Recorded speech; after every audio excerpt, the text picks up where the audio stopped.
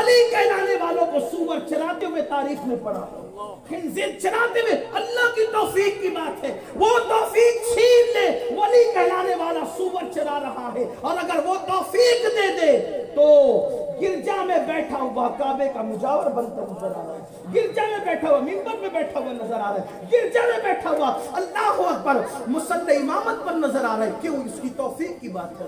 होशियार ना समझा करो अपने आप को, इबादत पर देख कर घमंड न करना, क्योंकि अपना है क्या।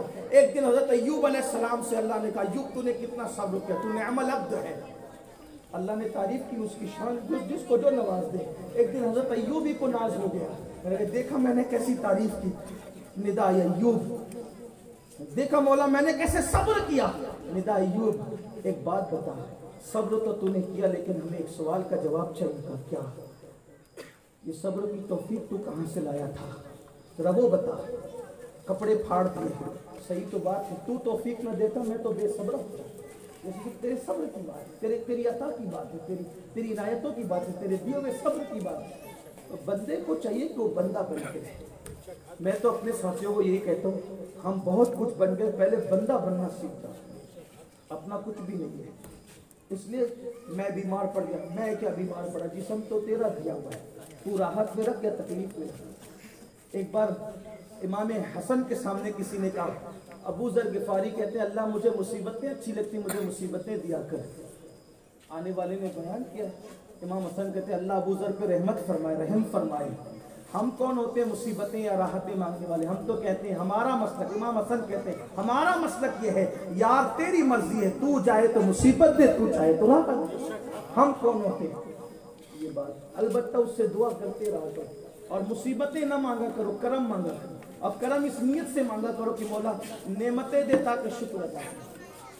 बात दूर निकल गई, माहौल के हिसाब से गुफ्तगू को वक्त में समेटना है। मैं अर्ज कर रहा था कि हजरत लुकमान हकीम ने अपने बेटे से कहा, बेटा मुसीबत आए सब्र कर, आजमाइश पे सब्र कर, वाहवेला नहीं करें। आपसे भी कहता हूँ, किसी के सामने बीमारी, दुखड़े, परेशानी मत सुनाया करो। अगर दुखड़े सुनाना है तो रात के आखिरी पहर में मुसल्ला बिछा के 2 रकअत पढ़ के फिर अपने अल्लाह को सुनाओ, या अपने अल्लाह को सुनाओ या तो अपने रसूलुल्लाह को सुनाओ। इसलिए कि अपने लिए तो वो दर भी कोई कम तो नहीं है ना। बखुदा, हमारा इमाम कहता है, बखुदा कसम खा के, बखुदा खुदा का यही है दर, नहीं और कोई मफर मकर, जो वहां से हो यहीं आके हो, जो यहाँ नहीं तो वहां नहीं। अल्लाह ने अपना नुमाइंदा भेजा है हमारे पास। और याद रखना, जहां से भी सुनाओगे वो सुनते हैं, हुजूर सुनते हैं। जहां से सुनाओ हुजूर सुनते हैं। कुछ भाइयों की ये तकलीफ है, उनको किसी ने पढ़ा दिया है कि दूर की सिर्फ अल्लाह सुनता है, दूर की, बोलो दूर की सिर्फ अल्लाह सुनता है। गैरुल्लाह के बारे में ये अकीदा रखना कि वो दूर की सुनते, ये शिर्क है। मैं कहता हूँ अल्लाह दूर की सुनता ही नहीं, मैं कहता हूँ अल्लाह दूर की सुनता ही नहीं। वजह, दूर होगा तो सुनेगा ना, उसके बारे में तो कुरान कहता है, नहनु अक़रबु इलैहि मिन हब्लिल वरीद, वो तो तुम्हारी शहरत से ज्यादा करीब है। जो शहरत से ज्यादा करीब वो दूर का, अल्लाह को दूर मानना ये कुरान के खिलाफ है। आप क्या बात करते हो कि दूर की तो अल्लाह नहीं सुनता है? दूर की अल्लाह नहीं सुनता, दूर की वलीउल्लाह सुनता है, दूर की रसूलुल्लाह सुनते हैं। अल्लाह दूर की नहीं सुनता क्योंकि वो सबके करीब है। नहनु अक़रबु इलैहि मिन हब्लिल वरीद, वो तुम्हारी शहरत से ज्यादा करीब है। लेकिन नबी के लिए ये नहीं कहा। नबी के लिए क्या कहा? अन्नबी औला बिल मुमिनीन मिन अनफुसिहिम। नबी सबके करीब नहीं है, नबी सबके करीब नहीं है। नबी किसके करीब है? सिर्फ मोमिनों के करीब है, और अल्लाह सबके करीब है। अल्लाह किसी से दूर नहीं है, इतना करीब है कि सारी कुर्बतों की हदें खत्म है। हाँ, इसलिए अल्लाह के बारे में ये कहना। अब आप अगर कहते, दूसरी बात ये भी कुरान के खिलाफ है। देखो 3 मील दूर के फासले से, कितनी? 3 मील दूर के फासले से सूरह नमल का वाक़या है। सूरह नमल का वाक़या, चूटी ने हज़रत सुलेमान अलैहिस्सलाम का लश्कर देखा। उसकी आंख भी नहीं दिखती, लेकिन उसने लश्कर देखा और उसने अपने साथियों से कहा, अपनी बिलों में घुस जाओ। कौन कह रहा है? चूटी। इसको बयान कौन कर रहा है? मुल्ला नहीं, अल्लाह। کون بیان کر رہا ہے؟ اللہ بیان کر رہا ہے کہ چونٹی 3 میل کے فاصلے سے دیکھتی ہے لشکر سلیمان، کہتے اپنی بلوں میں گھس جاؤ، کہیں ایسا نہ ہو چونٹی میں کھو۔ دیکھو نبی کے بارے میں کتنی احتیاط سے بول رہی ہے چونٹی، بلکہ نبی کے بارے میں بھی، نبی کے ساتھیوں کے بارے میں، نبی کے غلاموں کے بارے میں کتنی احتیاط ہے اس کے پاس۔ کیا کہتی ہے؟ چونٹیوں اپنی بلوں میں گھس جاؤ، کہیں ایسا نہ ہو کہ لشکر سلیمان بے خیالی میں تمہیں کچل دے۔ یہ نبی کے ساتھ رہنے والا لشکر ہے، یہ جان بوجھ کر چونٹیوں کو بھی کچل نہیں سکتا۔ ارے جب لشکر سلیمان چونٹیوں پہ ظلم نہیں کر سکتا، سلیمان کے تربیت یافتہ جب چونٹی پہ ظلم نہیں کر سکتے، تو رحمت للعالمین کے تربیت یافتہ کسی انسان پہ ظلم کیسے کر سکتے؟ سلیمان علیہ السلام رحمت للعالمین نہیں ہے، سلیمان علیہ السلام رحمت للعالمین نہیں ہے، رحمت للعالمین صرف مصطفیٰ جان ہے۔ جب سلیمان کی یہ شان ہے ان کی تربیت کی، تو جانے سلیمان کی شان کا عالم کیا ہوتا ہے۔ لیکن چونٹی کیا کہہ رہی ہے؟ بے خیالی میں لشکر سلیمان تمہیں کچل نہ دے، اپنی بلوں میں گھس جاؤ۔ سلیمان علیہ السلام مسکرا پڑے، ہنس دیے، مسکرا پڑے، ہنس دیے۔ لوگوں نے پوچھا کیوں؟ کہا وہ چونٹی کہتی ہے۔ اس کی بات سن کر کے مجھے ہنسی آ گئی، ہائے ہائے، چونٹی 3 میل کے فاصلے سے باتیں کر رہی ہے، سلیمان علیہ السلام سن رہے ہیں اور مسکرا رہے ہیں۔ جب سلیمان کے سننے کی شان کا یہ عالم ہے، تو میرے آقا جو جانے سلیمان ہے، ان کے جو کان ہیں، ان کے کان کو میرا امام یوں بیان کرے، دور و نزدیک کے سننے والے وہ کان۔ دور کی سنتے کون ہیں؟ حضور کے کان۔ دور و نزدیک کے سننے والے وہ کان، کان لعلے کرامت پہ لاکھوں سلام۔ اس میں بھی میرے امام نے کان کو 2 معنی میں بیان کیا، دونوں جگہ کان کا استعمال کیا ہے۔ اور اگر آپ کی توجہ ہے تو اس پر میں گفتگو کروں گا، کیونکہ بات آ گئی ہے میرے آقا کی شان کی۔ ایک کان، پہلی بات تو جب حضور کی اعضاء کا ذکر ہوتا ہم اپنی اعضاء کی طرف اشارہ نہیں کر سکتے، اس کا خیال کریں، لیکن ابھی وہ عنوان نہیں چھوڑتا ہوں۔ کان، ایک کان کہتے ہیں اس کان کو۔ کان کا مطلب جو سنتا ہے، جس سے ہم سننے کا کام لیتے ہیں، اس کو کیا کہتے ہیں؟ جو ہمارے سر میں لگا ہوتا ہے اس کو کہتے ہیں کان۔ کیا کہتے ہیں اس کو؟ کان۔ اور ایک اور کان ہوتی ہے جس کو ہم اپنی زبان میں کہتے ہیں کھدان، مائنس، ٹھیک، کھدان۔ اس کو مراٹھی میں کیا کہتے ہیں؟ اپنے یہاں کیا کہتے ہیں؟ آپ کیا کہتے ہیں؟ کھدان ہی بولتے ہیں۔ سمجھ گئے نا سب لوگ کیا کہنا چاہتا ہوں؟ ایک کان ہے یہ کان، اور ایک کان ہے کھدان۔ اب امام کہتے ہیں دور و نزدیک کے سننے والے وہ کان۔ کان کا مطلب جو سر میں لگے ہوتے سننے کے لیے، دور و نزدیک کے سننے والے وہ کان۔ اب دوبارہ کان، کھدان، کان لالے، ایک ہوتا ہے لال ریڈ سرخ، اور ایک ہوتا ہے لال، وہ لال ہوتا ہے جس کو کیا کہتے ہیں ہم اپنی زبان میں؟ اللہ اکبر۔ ایک پتھر ہوتا ہے جس کا نام ہے لال، لال بدخشا، بدخشا کا وہ لال پتھر، وہ لال کہتے ہیں، لال بڑا قیمتی ہوتا ہے۔ وہ کہتے ہیں کان لالے کرامت پہ لاکھوں سلام۔ میرے آقا کے کان جو ہے وہ دور و نزدیک کو یکساں سنتے ہیں، کیونکہ وہ صرف کان نہیں ہے بلکہ کرامتوں کی کھدان ہے۔ ایک دو کرامت نہیں، اس لیے کہ دکان سے کوئی چیز ملتی ہے تو محدود ملتی ہے۔ سونے کی دکان ہے، سونا محدود ملے گا، لیکن سونے کی کان ہے تو لامحدود ملے گا۔ ہیرے کی دکان ہے تو ہیرا محدود ملے گا، ہیرے کی کھدان ہے تو لامحدود ملے گا۔ امام احمد رضا رسول اللہ کے کانوں کو کرامتوں کی دکان نہیں کہتے بلکہ کرامتوں کی کھان کہتے ہیں، اس لیے کہ دکانوں سے محدود ملتا ہے اور کھدان سے لامحدود ملتا ہے۔ اللہ وہ کہتے ہیں کان لالے کرامت میں لاکھوں سلام۔ یہ نبی کے کان کرامتوں کی کھدان ہے، یعنی ایک دو کرامت اس سے نہیں ہوتی بلکہ بے شمار ہوتی ہے۔ کیسے؟ ماں کے پیٹ میں رہتے ہیں تو لوح محفوظ پر چلنے والے قلم کی آواز کو سنتے ہیں۔ اللہ اکبر، ان کا حال یہ ہے وہ سانپوں کی بولیاں بھی سنتے ہیں، وہ جانوروں کی بولیاں بھی سنتے ہیں، وہ چڑیوں کی بولیاں بھی سنتے ہیں۔ واللہ یہ تو زبان والے جن کی بولیاں سنتے ہیں، میرے نبی کے کان تو وہ ہے۔ فرماتے ہیں اے علی، جب میں بچپنے میں مدینے آیا تھا، اعلان نبوت سے پہلے पहले जो पत्थर मुझ पर दुरूद और सलाम पढ़ता था, उस पत्थर को मैं अभी भी पहचानता हूं। पत्थरों की कौन सी जबान है? तो वो पत्थरों की बोलियां भी समझते हैं, बल्कि वो तो खामोशी की बोलियां भी समझते हैं। जो कह सका न लब से, मिली वो मुराद भी, मेरे सुकूत पर भी शहाँ की नजर गई। बल्कि वो तो आंसुओं की जबान भी सुनते हैं, वो तो बेजबानों की जबान भी सुनते हैं। उनके कान नहीं बल्कि वो करामतों की खदाने दूर और नजदीक है। सुनने वाले वो कान लाले करामत पे राखों से। अपनी फरियाद अल्लाह को सुनाओ, गिड़गिड़ाओ वहां, रो वहां, या अपने नबी को सुना। मेरे इमाम तो परेशान होते थे तो कहते गम हो गए बेशुमार आका, बंदा तेरे निसार आका, टूटी जाती है पीठ मेरी, लिल्ला ये बोझ उतार आका, इतनी रहमत रजा भी कर दो, ला यकरबुहुल बवार आका। अल्लाह अकबर। अंदाजा करें तो बात चल रही थी, उसी पे बात समझते हैं कि अपने बिपता, अपने हालात, अपने अल्लाह को सुन। आजमाइश से घबराया नहीं करो। तो हज़रत लुकमान हकीम ने कहा, बेटे मुसीबत आए शिकवा नहीं करना, सब्र करना। उसने कहा हज़रत मेरे अंदर इतनी ताकत नहीं आप जैसी कुव्वत मेरे अंदर नहीं, इसके लिए तरबियत चाहिए। पर ठीक है बेटे, चलो हमारे दौर के जो नबी हैं उस नबी से तुमको मिलवाता हूँ, उनकी सोहबत में बैठोगे तो तुम्हारे अंदर भी वो हिम्मत, वो हौसला, मुसीबतें सहने का जज्बा पैदा हो जाएगा। ठीक है, दोनों बाप बेटे चले अपने घोड़ों पर।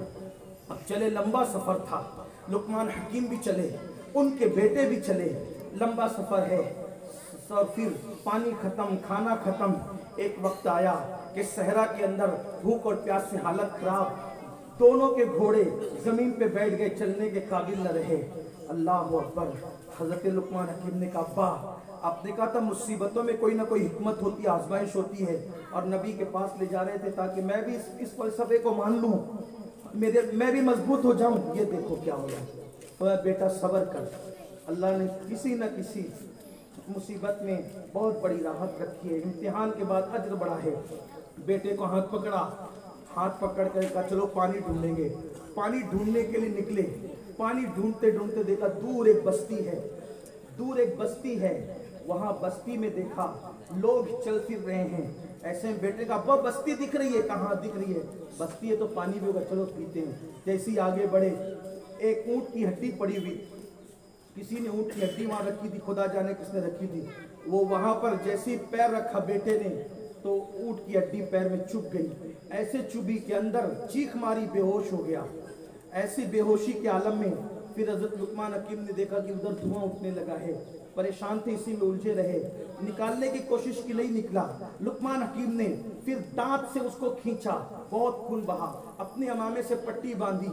उसके बाद बेटे को जो है वो होश में लाने की कोशिश करने लगे, दामन की हवा देने लगे। कहने जब बेटा होश में आया, अब्बा ये मुसीबतों में मुसीबत, ये मुश्किल में मुश्किल। आप कहते हैं कि मुसीबतों में तो राहत है, आजमाइशों में तो हिकमत है। अब्बा क्या हिकमत है? थोड़ी देर के बाद कहा बेटा क्या हो रहा है उधर बस्ती पर?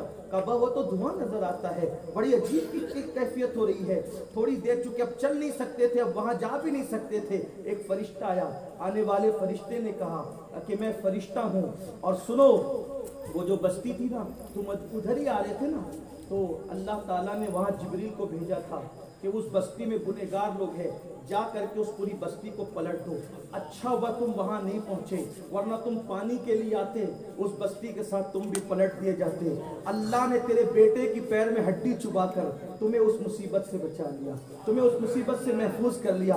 बेटे ने कहा अब्बा ये फलसफा नबी की बारगाह में जाने से पहले भी अब मुझे समझ में आ गया। इसलिए मेरे अजीज, मेरे आका अलैहिस्सलाम के गुलामों, कोई तकलीफ आए, अल्लाह ना करे घर में किसी की मौत भी हो जाए, अल्लाह ना करे तंगदस्ती आ जाए, अल्लाह ना करे रोजी रोटी उजड़ जाए, अल्लाह ने करे कारोबार बंद हो जाए, अल्लाह ने करे कोई मुश्किल आ जाए, बस ये कहो अल्लाह जिस हाल में तू रखे तेरा शुक्र है। उसके बारगाह में हमेशा सब्र किया करो और शुक्र के सजदे अदा किया करो। सब्र और शुक्र गाड़ी के दो पहिए की तरह है जिंदगी के अंदर, ये दोनों साथ साथ चलते रहेंगे। शुक्र करने वाला कभी नाकाम नहीं होता, शुक्र करने वाला कभी महरूम नहीं होता। आइए मेरे आका सल्लल्लाहु अलैहि वसल्लम के दीवानों, अब एक बात आखिरी में अर्ज कर दूं, सब्र का, आजमाइश का सिला क्या है? आखिरी में अर्ज कर दूं, کبھی زندگی کے اندر ایک موقع ہو ایسا آتا ہے آپ کی عزت پر حملہ ہوتا ہے، آپ کی عزت پر حملہ ہوتا ہے، آپ کی عزت پر جو ہے وہ لوگ حملہ کرتے ہیں، عزت لوگ آپ کی حملہ کریں، آپ کو کوئی ٹینشن نہیں لینا، اگر آپ بے قصور ہیں آپ صبر کریں، اللہ پہ چھوڑیں، مسائل اللہ پہ چھوڑنا سیکھیں، کوئی مسئلہ ہو، رزق کا، عزت کا، کوئی پرابلم ہو، سب اللہ پہ چھوڑنا، بڑا کریم، کوئی مسئلہ ایسا نہیں جس کا حل اس کے پاس تھا۔ حضور علیہ السلام کی سب سے چہیتی زوجہ ام المومنین سیدہ طیبہ طاہرہ عابدہ زاہدہ سیدہ عائشہ صدیقہ سلام اللہ علیہا الف الف مرہ فی کل لمحہ، یہ میرے نبی کی سب سے چہیتی بیوی ہے ام المومنین حضرت خدیجہ کی بات، ان کے بستر پہ قرآن نازل ہوتا ہے، ان کے اوپر اس دور کے منافقین مدینہ نے الزام لگایا، گندا الزام، وہ الزام اتنا پھیلا کہ اس الزام کے چکر میں، اس پروپیگنڈے کے چکر میں کچھ ایمان والے بھی آ گئے۔ حضور اکرم صلی اللہ علیہ وآلہ وسلم اس مسئلے میں بہت مطمئن تھے، ام المومنین کو خبر نہیں تھی، ام المومنین حضرت عائشہ صدیقہ کو کہ مجھ پہ اس طرح کا کوئی الزام لگا رہے ہیں منافقین۔ ان کے ساتھ ان کی ایک رشتہ دار خاتون تھی، وہ رفع حاجت کے لیے جا رہی تھی، کیونکہ اس دور میں گھروں کے اندر ٹوائلٹ نہیں بنی ہوئی تھی، باہر جانا ہوتا تھا، جنگلوں میں، کھیتوں میں جا رہی تھی، اس کا پیر پھسلا، اس نے کہا مصطح پر اللہ لعنت کرے۔ انہوں نے کہا کہ ام مصطح، وہ مصطح تیرا بیٹا ہے، تو اس پہ لعنت کر رہی ہے، جبکہ وہ بدری صحابی ہے۔ تو ام مصطح نے کہا کہ یہ مصطح پتہ نہیں تجھے کیا کام کر رہا ہے، وہ منافقین نے جو پروپیگنڈا کیا اس کا شکار وہ بھی ہو گیا، تو کہا منافقین نے کیا پروپیگنڈا کیا، کہا ایسا ایسا ایسا تیرے بارے میں کہتی ہے۔ وہ تو رونے لگی اور کہتی ہے میں رات دن روتی رہی، میں گھر آئی، بہت بیمار تھی پہلے سے ہی، سفر کی تھکن کی وجہ سے بیمار ہو گئی تھی، فرماتی میں گھر آئی، میں نے حضور سے کہا یا رسول اللہ میں اپنے میکے جانا چاہتی ہوں، اپنی ماں کے گھر جانا چاہتی ہوں۔ حضور نے کہا ٹھیک ہے چلے جاؤ۔ اب آقا علیہ السلام تشریف لاتے ہیں، ملاقات کرتے ہیں، لیکن حضور علیہ الصلوۃ والتسلیم کا وہ جو انداز تھا پہلے والا ام المومنین کے ساتھ، اس میں کچھ فرق آ گیا۔ ایک دن اللہ کے رسول تشریف لائے اور آنے کے بعد فرمایا عائشہ جو ہے سچ بتا دے، واللہ جو ہے سچ بتا دے۔ ام المومنین کہتی ہے کہ میں چارپائی پر بیٹھی تھی، بیمار بہت تھی، رو بھی رہی تھی، میں نے کہا حضور سے مخاطب ہونے کی ہمت میرے اندر نہیں تھی، میں اپنی ماں کی طرف، ام رومان ان کی امی کا نام تھا، میں اپنی ماں کی طرف جو ہے وہ مخاطب ہوئی اور میں نے کہا امی جس بات کی طرف مجھ سے پوچھا جاتا ہے اگر میں وہ الزام قبول کر لوں کیا میں نے کیا تھا، جب میں مجرم ہی نہیں ہوں تو میں کیسے قبول کروں، جب میں نے جرم نہیں کیا تو میں کیوں قبول کروں، اور اگر میں یہ کہوں کہ میں بے قصور ہوں تو تم لوگ مانو گے نہیں، تو میں تم لوگوں سے کچھ نہیں کہوں گی۔ دیکھو یہ توکل کی بولی ہے، یہ توحید کی بولی ہے، یہ رسول اللہ کی تربیت کی بولی ہے، یہ اللہ پہ یقین کی بولی ہے۔ مومنوں کو درس دیا جا رہا ہے کہ جب تم پر مصیبت اور آزمائش کے لمحات آئے تو بولی کا طریقہ کیا ہونا چاہیے۔ کہتے ہیں ام المومنین سیدہ عائشہ میں تم لوگوں سے کچھ نہیں کہوں گی، میں تو وہی کہوں گی کہ جو یعقوب علیہ السلام نے اپنے بیٹے پر، اپنے بیٹوں کی ان تکالیف کے بارے میں کہا تھا۔ حضرت یعقوب علیہ السلام کے بیٹوں نے کیا کیا تھا، اپنے بھائی کو کنویں میں ڈال دیا تھا، وہ نکالے گئے تو چھوٹے سکوں کے بدلے میں بیچ دیا تھا یعقوب علیہ السلام کے بیٹوں نے۔ اب آ کر کے کہتے تھے کہ اس کو بھیڑیا کھا گیا۔ اب یہاں ایک بات اور عرض کروں، محبت سب سے کرو، بھروسہ صرف اللہ،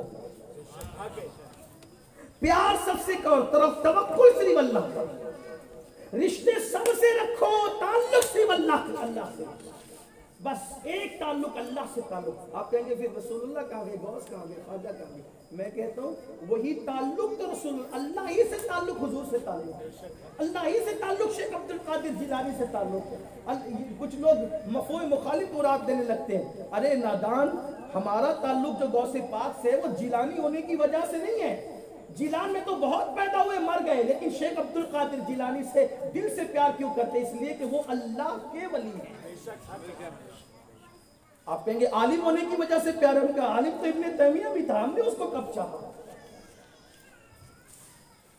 امام بخاری بھی عالم، ابن تیمیہ بھی عالم. بخاری سے پیار کیوں ہے؟ اس لیے کہ وہ اللہ والا عالم ہے. شافعی سے پیار اس لیے کہ وہ اللہ والے عالم ہیں. امام اعظم سے پیار اس لیے کہ وہ اللہ والے عالم ہے. شوکانی سے کیوں پیار نہیں ہے؟ اس لیے کہ اسے شوق کچھ زیادہ ہے، اس لیے مجھ سے پیار نہیں کرتی. تو بات سمجھتے، تعلق جو ہے کیوں ہے؟ انسان وہ بھی، انسان وہ بھی. اللہ والوں سے پیار، کس سے کیا پیار؟ اللہ والوں سے. اللہ والوں سے، وہ اللہ والے ہوئے اس لیے ہم ان کے والے ہو گئے. یہ پیار کی وجہ ہے. تو تعلق صرف اللہ سے، اس سے جڑو گے سب خود ہی مل جائے گا. موسیٰ وہیں ملیں گے، عیسیٰ وہیں ملیں گے، داؤد وہیں ملیں گے، ایوب وہیں ملیں گے، ذوالکفل وہیں ملیں گے، عزیر وہیں ملیں گے، سب وہیں ملے گا. کیونکہ اللہ کی کیا کمی ہے؟ سب وہی ہے. حضور علیہ الصلوۃ والتسلیم کا قرب وہیں سے نصیب ہوگا. تو عرض یہ کر رہا تھا، حضرت یوسف علیہ السلام کہتے ہیں کہ مجھے کیوں کنویں میں ڈالا گیا؟ میرے بھائی میرے دشمن کیوں ہوئے؟ کہا وجہ یہ تھی کہ کہیں توجہ یار کی طرف سے بھائیوں کی طرف ہو گئی، اس لیے اللہ نے بھائیوں کو دشمن بنایا. کیسے؟ کہا ایک دن میں سوچتا تھا اللہ میرے 10 بھائی ہیں. کتنے ہیں؟ 10. اگر کوئی مجھے مارے گا تو یہ کیسے بچا لیں گے؟ تو جب بھائی یہودا پیر مار رہا تھا نا، اللہ نے کہا دیکھ، اللہ نے کہا دیکھ، بچانے والے یہ نہیں. توجہ کہیں اور ہوئی نا تو بتا دیا یہ نہیں ہے، کوئی اور ہے. فوراً کا توبت الیک، تیری بارگاہ میں توبہ کرتا ہوں. فوراً جب کہا تیری بارگاہ میں توبہ کرتا ہوں، تو جو پیر اٹھا رہا تھا یہودا کہتا ہے یار بھائی تو ہے، چھوڑو اس کو. دیکھو یہ اللہ کی شان ہے. اس لیے توکل اللہ پر، بھروسہ اللہ پر، یقین اللہ پر. حضرت زکریا علیہ السلام کی بات تو بہت ہے، میں بات سمیٹتا ہوں، اس کو کسی اور موقع پہ چھوڑتے ہیں انشاءاللہ. وہ بات اختتام کو پہنچا. ام المومنین سیدہ عائشہ صدیقہ نے کہا میں تو وہی کہوں گی جو یعقوب علیہ السلام نے کہا. یعقوب علیہ السلام کے بیٹے جب روتے ہیں نا کہ بھیڑیا کھا گیا، اور فرمایا کہ بھیڑیا کتنا ہوشیار تھا بچوں کہ پورا یوسف کھا گیا، کرتا صحیح سلامت رکھا، کرتا کہیں سے پھٹا ہی نہیں. کیسا بھیڑیا کا ہوشیار. بہرحال آپ نے فرمایا اب میں تم سے کیا کہوں، تم سے کچھ نہیں کہتا. فصبر جمیل، صبر اچھی چیز ہے. اور پھر جو بات کہی یہ ہمیں سیکھنے کی، واللہ المستعان علی ما تصفون، اور میں تو اللہ ہی سے مدد کا طلب، اللہ ہی میری مدد کرے گا. ام المومنین سیدہ عائشہ کہتی ہے میں تم سے کچھ نہیں کہوں گی، میں تو وہی کہوں گی جو یعقوب علیہ السلام نے کہا تھا، فصبر جمیل واللہ المستعان علی ما تصفون. میں اللہ رب العزت کی بارگاہ میں صبر کرتی ہوں اور اسی سے مدد طلب کرتی ہوں. وہی تصفیہ فرمانے والا ہے، وہی صفائی کرنے والا ہے. کہتی ہے میں یہ جملے کہہ کر ان لوگوں کی طرف پیٹ کر کے دیوار کی طرف رک کر کے لیٹ گئی، لیکن مجھے محسوس ہوا کہ حضور پہ وحی کے آثار نازل ہو رہے ہیں، حضور کے پہ وحی کے آثار ظاہر ہو رہے ہیں. جب حضور علیہ السلام پہ وحی کے آثار ظاہر ہوتے تھے، پیشانی پر پسینہ ظاہر ہوتا تھا، حضور علیہ السلام پر ایک خوشگوار کیفیت طاری ہوتی تھی. اس کے بعد میرے آقا سے جو وہ آثار ختم ہوئے، آقا نے فرمایا عائشہ مبارک ہو، مبارک ہو، دیکھ تیری برات اور تیری پاک دامنی کا اعلان اللہ نے قرآن مقدس کے ذریعے کر دیا. ام المومنین کہتی اللہ تیرا شکر ہے. کہتی تھی کہ میں یہ گمان تو کرتی تھی کہ اللہ اپنے محبوب کو بتائے گا میری صفائی اللہ پیش کرے گا، اللہ میری صفائی پیش کرے گا کیسے، عائشہ پاک دامن ہے. لیکن مجھے یہ گمان نہیں تھا کہ میری شان میں قرآن کی آیتیں نازل ہوگی. میں سوچتی تھی کہ یوں ہی کبھی خواب میں بتا دیا جائے گا، جبریل کے ذریعے بتا دیا جائے گا، لیکن قرآن میری طہارت بیان کرے گا یہ میں نہیں سمجھتی تھی. لیکن میرے اللہ نے میری گواہی دی، میری پاک دامنی کی گواہی دی. اس کی وجہ کیا تھی؟ اب ذرا توجہ کریں. اس کی وجہ کیا تھی؟ اس کی وجہ کیا تھی؟ مریم پر تہمت لگی سلام اللہ علیہا، تو انہوں نے اشارہ کیا میرا بچہ، تو جواب بچے نے دیا. یوسف پر تہمت لگی، یوسف علیہ السلام نے جواب دیا بچہ، بچے نے گواہی دی ان کی پاک دامنی کی. لیکن محبوب کبریا کی زوج پاک پہ تہمت لگی، انہوں نے کسی بچے کی طرح اشارہ نہیں کیا. واللہ المستعان علی ما تصفون کہا. اللہ اکبر. مریم پہ تہمت لگتی ہے تو ان کے شہزادے اسماعیل حضرت عیسیٰ علیہ السلام بچپن میں گواہی دیتے ہیں. یوسف علیہ السلام پہ تہمت لگتی ہے تو زلیخا کا کہ گھر کا بچہ گواہی دیتا ہے. لیکن حضرت عائشہ پہ تہمت لگی اور انہوں نے واللہ المستعان کہا تو ان کی طہارت کی گواہی اللہ نے कुरान में बयान फरमा दी। अब क़यामत तक के हजरत आयशा की तहारत को मेहराब में तिलावत किया जाएगा और मेरे इमाम उसकी अक्कासी यूं करते हैं, शमादिल मिशकातन सीना ज़ुजाजा नूर का, शमादिल मिशकातन सीना ज़ुजाजा नूर का, तेरी सूरत के लिए आया है सूरा नूर का, तेरी सूरत के लिए आया है सूरा नूर का। अल्लाह पर तवक्कुल मजबूत हो, आजमाइश का मुकाबला करो। आजमाइश छोटी, तवज्जो इस जुमले पर, पूरी तकरीर याद रहे न रहे ये जुमला याद रहे। आजमाइश छोटी है, आजमाइश दूर करने वाला बहुत बड़ा है। जलील करने वाले छोटे हैं, इज्जत देने वाला बहुत बड़ा है। लुकमा छीनने वाले छोटे हैं, रज़्ज़ाक़ के मुतलक बहुत बड़ा है। मुसीबत बड़ी नहीं है, बड़ी ज़ात अल्लाह की है। आजमाइश बड़ी नहीं है, बड़ी ज़ात अल्लाह की है। उस बड़ी ज़ात से ताल्लुक़ पैदा कर लो, उस बड़ी ज़ात से ताल्लुक़ पैदा कर लो, फिर चाहे वो आजमाइशें छोटी हो जाएगी, लेकिन ताल्लुक़ क्या होगा, कैसे होगा, उसी को कुरान बयान करता है। ताल्लुक़ सिर्फ नारों से पैदा नहीं होगा, ताल्लुक़ सिर्फ ज़बानी दावों से, तकरीरों से, जलसों से, जुलूस से, कॉन्फ्रेंसों से ताल्लुक़ सिर्फ पैदा नहीं होगा। कुरान मुसीबत का जिक्र बाद में करता है, ऐलान करता है। कैसे? अल्लाह फरमाता है, या अय्युहल्लज़ीना आमनुस्तईनु बिस्सब्रि वस्सलाह इन्नल्लाहा मअस्साबिरीन। ऐ ईमान वालों, सब्र और नमाज के ज़रिए से मदद तलब करो। और सब्र कैसे पैदा होगा? नमाज की वजह से पैदा होगा, नमाज की बरकत से। इन्नल्लाहा मअस्साबिरीन। फिर कहता है, वला तक़ूलू लिमन युक़्तलू फ़ी सबीलिल्लाहि अमवात बल अहयाउ वलाकिन ला तशकुरून वलनब्लुवन्नकुम। ये पूरी तरतीब है उसकी। तो याद रखिए, अल्लाह से अगर ताल्लुक़ जुड़ना है, बगैर नमाज और सजदे के अल्लाह से ताल्लुक़ जुड़ नहीं सकता। अगर अल्लाह वाले बनना है तो पहले सजदे वाले बनो, सजदे के बगैर कुछ नहीं। ये भी अपनी कौम को बता दूं, आप कहते हैं यार हम तो पहुंचे हुए लोग हैं, सब नमाज तो मौलवी मुल्ला पढ़ेंगे, हम तो वली वाले लोग हैं, या वली हैं, खुद भी वली हैं। मैं कहता हूँ मेरे अजीज, क्या तू गौस पाक से बड़ा वली है? क्या तू गरीब नवाज से बड़ा वली है? क्या तू इमाम हुसैन से बड़ा वली है? मैं कहता हूँ कौन सी तरीकत की बात लोग करते हैं नमाज को छोड़कर? तरीकत कहाँ से है? इमाम हुसैन के घर से तरीकत है, इमाम हसन के घर से तरीकत है। मैं चैलेंज करता हूँ, कोई एक वक्त की नमाज तो बता दे कि इमाम हसन ने छोड़ी हो, इमाम हुसैन ने छोड़ी हो, इमाम ज़ैनुल आबिदीन। ये तो 5 वक्त की पढ़ने के बाद भी पूरी पूरी रात पढ़ते थे। हजरत इमाम ज़ैनुल आबिदीन रोजाना 1000 रकअत नमाज अदा करते थे। हम कौन से वली बन रहे? कौन सा निसाब है विलायत का? कौन सा निसाब है तरीकत का जिसमें मस्जिद के जीने पे बैठ करके नमाज छोड़ी जा रही है? वल्लाह ये नमाज है। नमाज दो ही लोगों के लिए नहीं है, नमाज दो, या तो पागल पे नमाज नहीं है, या तो बच्चे पे नमाज नहीं है। और हिम्मत करके तीसरी बात कह दूं, लेकिन आपको नहीं कह रहा हूं, लेकिन मसला बता रहा हूं, काफिर पर नमाज नहीं है। काफिर पर नमाज नहीं है, बच्चे जो नाबालिग बच्चे उन पे नमाज नहीं, पागल पे नहीं है। आप कौन है? पागल है आप? कौन है आप? पागल है? नाबालिग अपने आप को समझते हैं अभी तक आप, फिर क्या है? ये तीसरी बात तो कहने की जरूरत नहीं करूंगा, क्योंकि मेरे हुजूर के गुलाम और मैं आपकी जूतियां सीधी करने वाला हूं। आप जब तक के अक्ल वाले हैं, बालिग हैं, आप पर नमाज फर्ज है। एक बूढ़े अल्लाह के बहुत बूढ़े वली, उम्र ज्यादा हो गई थी, एक दिन लकड़ी टेकते टेकते मस्जिद में, आंखें भी कमजोर हो गई थी, पैर किसी पत्थर से टकराया और हड्डी टूट गई। अल्लाह से कहा, मौला नौकर भी बूढ़े हो जाते तो सेठ लोग उनको कुछ छुट्टी देते, गुलाम बूढ़ा हो जाते तो आका उससे कुछ काम कम करा देता है। मौला अब मैं इतना बूढ़ा हो गया, मैं तेरी नमाज नहीं पढ़ सकता, तब तू मुझे नमाज से छुट्टी दे दे।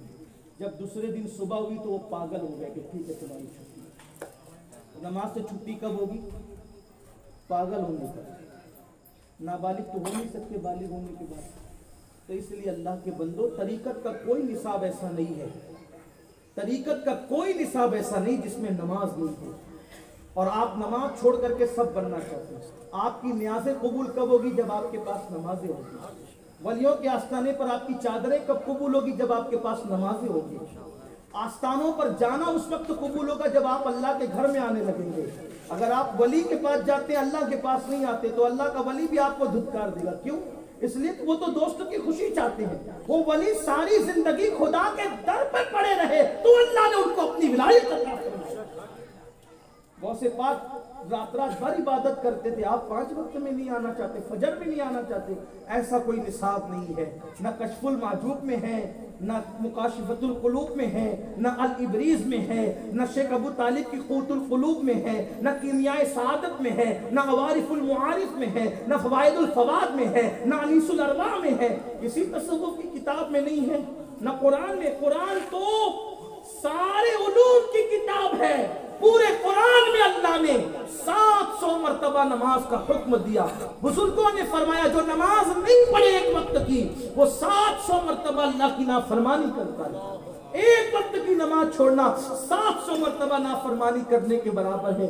اس لیے نماز چھوڑ کر کوئی کامل مومن نہیں بن سکتا، کوئی ولی کیسے بن سکتا ہے؟ تو نصاب ولایت میں ایمان کے بعد پہلے نمبر پر نماز ہے. اس لیے اللہ کے بندو نماز کو ترک مت کرو. یہی نماز ہے جو صبر بھی سکھاتی ہے، آزمائش سے مقابلہ بھی سکھاتی ہے. اللہ تعالی ہم سب کو توفیق رفیق عطا فرمائے. گفتگو کے درمیان اگر کوئی غلطی خطی اور خطا لغزش ہو گئی ہو، اللہ معاف فرمائے اور ہم سب کو اللہ آزمائشوں سے محفوظ فرمائے. دعا کرے. دعا آزمائشوں کو ٹال دیتی ہے، دعا بلاؤں کو ٹال دیتی ہے. زیادہ سے زیادہ دعا کرنے والے بنے. الدعاء مخ العبادت، دعا عبادت کا مغز ہے. الدعاء صلاح المومن، دعا مومن کا ہتھیار ہے. اس لیے اپنی زندگی میں خوب دعا کرنے والے بنو، خوب دعا کرنے والی بنو. میرے امام اہل سنت نے اپنی کتاب میں لکھا ہے احسن الریاء لآداب الدعاء ذیل المدعا کے اندر لکھا کہ حدیث پاک ہے جب کوئی دعا کرتا ہے تو اللہ اس کے ساتھ رہتا ہے. جب وہ دعا کرتا ہے یہ خاص معیت خاص ہے. یہ جب دعا کرتا ہے تو اللہ اس کے ساتھ ہو جاتا ہے. اب اس پہ تبصرہ کتنا خوبصورت کرتے کہ بندے یہ کیا کم ہے، دعا قبول ہو نہیں ہو 2 نمبر کی بات ہے. مانگ کیا رہا تھا؟ مخلوق. ملا کیا؟ خالق. جتنی دیر تم دعا کرتے ہو اللہ تمہارے، اس لیے دعا زیادہ کیا کرو، بہت دعا کیا کرو. رات کو سوتے وقت دعا کرو، اٹھتے بیٹھتے دعا کرنا نہیں آتی اردو میں کرو، اپنی خاندیشی زبان میں کرو، مراٹھی میں کرو، عربی میں نہیں آتی جو مادری زبان ہے اس میں کرو. آپ یو پی میں رہنے والے تو بھوجپوری میں کرو، انگلش میں کرو، گجراتی میں کرو. ہمارا اللہ ہر زبان جانتا ہے، ہمارا اللہ ہر زبان جانتا ہے. جو لیکن لوگ کچھ سوچتے عربی میں صرف بولنا چاہیے. عربی میں اگر کسی کو عربی نہ آتی ہو، عربی کوئی نہیں سمجھتا ہو، اب وہ عربی میں دعا کرتا ہو تو اس کے لیے بہتر یہ ہے کہ عربی کی بجائے وہ اپنی مادری زبان میں دعا کرے تاکہ اس کو سمجھ میں آئے کہ میں اللہ سے مانگ کیا رہا ہوں. ورنہ رٹو طوطے کی طرح پڑھتا جا رہا ہے ربنا لا تزغ قلوبنا بعد اذ ہدیتنا وہب لنا من لدنک رحمہ انک انت الوہاب. کیا مانگا؟ کیا سمجھ میں؟ کچھ سمجھ نہیں آیا. اور جو مانگ رہا ہے جب وہی نہیں سمجھا تو مطلب کیا ہے، معاملہ کیا ہے؟ تو اللہ کے یہاں زبانیں نہیں دیکھی جاتی، اللہ کے یہاں جو وہ دل دیکھے، اللہ کے یہاں دل دیکھے جاتے ہیں. اللہ رب العزت سے اپنا ربط مضبوط کرو انشاءاللہ. میں بتا رہا تھا آپ کو نا کہ مشکلیں ٹلے گی دعاؤں کی برکت سے. یہ ایک بزرگ نے مجھے ایک بات بتائی، دیکھو کیسی شان ہے اللہ رب العزت کی. کیسی جمعہ کا بیان ہو رہا تھا، جمعہ کا بیان ہو رہا تھا اور جمعہ کے بیان میں خطیب صاحب نے کہا، بڑے خطیب رہے ہوں گے بیچارے، خطیب صاحب نے کہا اللہ کے بندو اللہ کا نام وہ نام ہے کہ اللہ کا نام پڑھ کر، اللہ کا نام پڑھ کے آپ دریا میں پیر رکھ دو تو دریا آپ کو ڈبائے گا نہیں، آپ چلتے چلے جاؤ. خدا کا کرنا خطبے اور نماز کے درمیان اتنی زور کی بارش ہوئی کہ ندی جو ہے وہ اس میں پور آ گیا. ندی پور کہتے ہیں نا اپنے اس کو، سیلاب آ گیا ندی کے اندر. وہ اب جب جماعت نماز ختم ہوئی تو سب کو جانا تھا ادھر کی بستی میں، مسجد کنارے کی طرف تھی، ادھر بستی میں جانا تھا. اب یہ بندہ بعد میں نکلا، سب کر کرا کے، پہلے سب موجود تھے. خطیب صاحب بھی ہاتھ باندھ کے کھڑے تھے، ندی میں سیلاب ہے کیسے جائیں گے گھر. ابھی اس نے جب ادھر ادھر دیکھا کہ کیوں پریشان ہو تم لوگ، وہ کہا کہ دیکھتے نہیں کوئی کشتی وغیرہ بھی نہیں ہے، ندی میں سیلاب ہے. ارے ابھی یہ تقریر نہیں سنی حضرت سے، بسم اللہ پڑھو، اللہ کا نام لے کر کے پیر رکھو، نکل جاؤ. اس نے کہا بسم اللہ الرحمن الرحیم پڑھا، پیر رکھا. امام صاحب تم کدھر، چلو آؤ. اور کہا نہیں ابھی آپ رکے، تھوڑا انتظار کرتے ہیں. اور پیر رکھتے ہوئے چلتے تھے. چلا اس کا یقین اس کو لے کر دے گیا. بتانے والا پیچھے رہ گیا، سننے والا آگے بڑھ گیا.